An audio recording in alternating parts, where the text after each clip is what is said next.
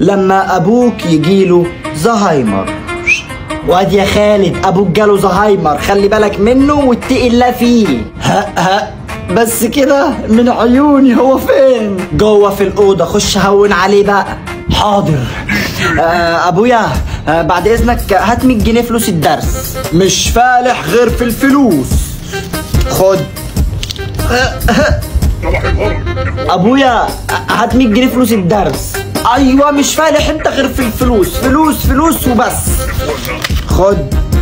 هوب، دي شكلها هتلعب. ابويا ممكن تديني 100 جنيه فلوس الدرس؟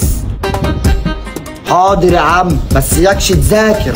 خد حبيبي، ورب تكون حبيبي كده على النظام دوت. بعون الله خلال يومين اجيب العربيه اللي نفسي فيها. ألف ألف مبروك يا حاج، الحمد لله إن ربنا تم شفاك والذاكرة رجعت لك. ربنا يخليكي ليا يا روحي، ما تحرمش منك أبدا. أبويا ممكن تديني 100 جنيه فلوس الدرس؟ حاسس إني سمعت الجملة دي قبل كده، بس ماشي. خد اديني وأنا ضيع. أبويا ممكن تديني 100 جنيه فلوس الدرس؟ هاي أنا كده فهمت. تسمع عن الفشخ؟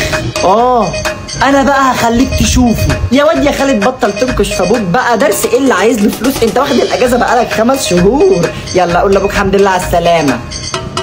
ايه ده يا ماما؟ هو بابا خف؟ وما قلتليش ليه؟ ده انت